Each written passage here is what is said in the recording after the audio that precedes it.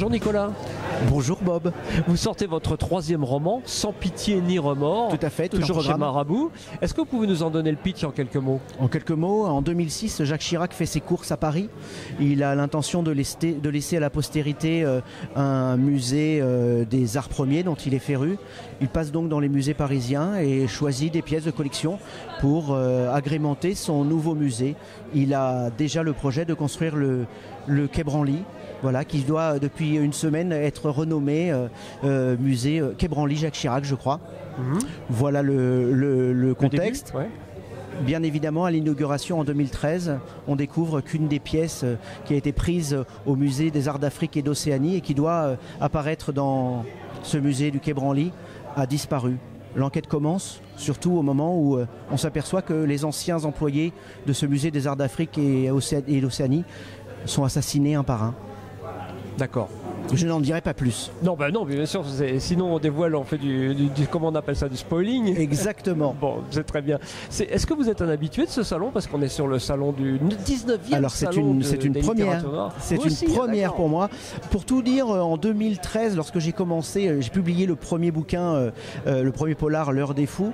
J'avais repéré ce salon d'autant par son nom, hein, les littératures policières noires et sociale. Ouais.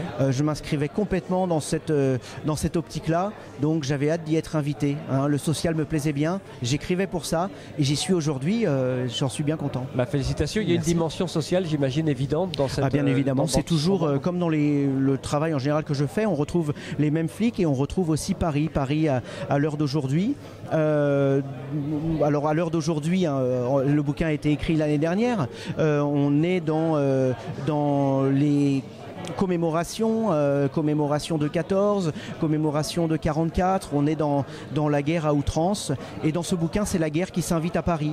Je suis toujours dans une vraie actualité, j'essaye de coller à l'actualité. Ce qui m'intéressait aussi ici, c'est de parler de nous à Paris, de nous en France, de la France qui à l'époque s'engageait déjà au Mali. Voilà, une guerre un petit peu omniprésente, présente partout dans les médias. J'avais envie de parler de ça.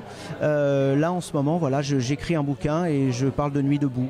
J'essaye de coller à l'actualité. De donner une image, hein. Le polar c'est aussi ça, donner une image du monde qui nous entoure avec un regard propre. Ouais, voilà. Là, effectivement, le paramètre social est bien pris en compte. Je pense qu'il est là depuis le début. Le premier, c'était sur les SDF parisiens. Oui. Donc voilà, j'ai pas lâché ce pan-là. C'est très bien. En tout cas, on vous souhaite une longue vie avec ce Sans pitié ni remords. C'est très gentil. Un bon salon. Merci beaucoup. À vous également. Merci, au revoir.